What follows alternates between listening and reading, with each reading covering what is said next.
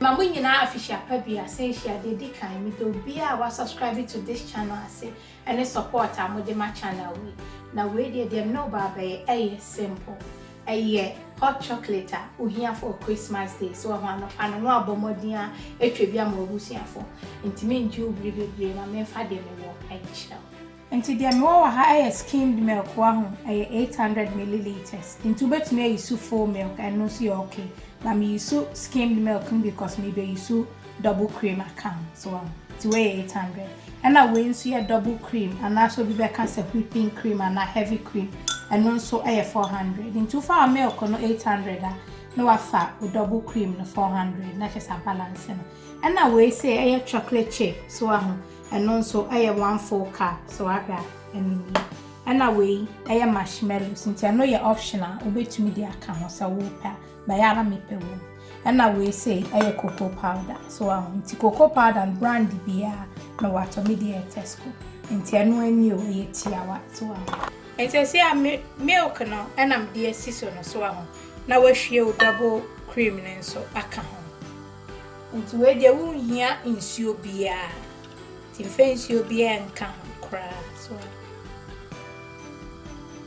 now I can nyina enu brown and to the any say no now we share chocolate chip ni nyina agum so na anu ani say we just so brown na ni nyina nani timi manana ne na afia kan ho asenti enya ho esa pebe we gujeni and I say no na the 2 tablespoons of cocoa powder.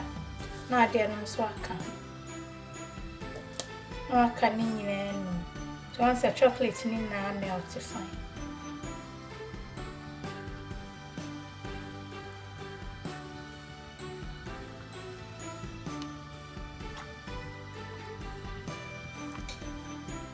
And to say so once a chocolate no any cocoa powder ni nyina aka fra kama. So now all the sugar to taste aka. Unti me dey 2 tablespoons of sugar to send your whoop was eating on our yensa.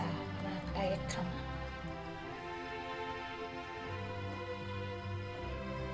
And to say, na your drink here, you won't say a come very creamy. So to send your whoop as eating. Now I am a comedy and nash a come. It say simple cry. And say, been am dear good cap, you more has said. Mamma, send you over.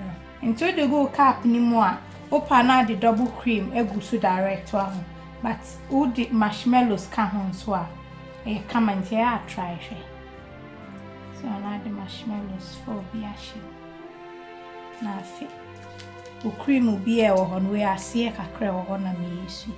Now cocoa powder and no sprinkle a crabby egusu. And where you come.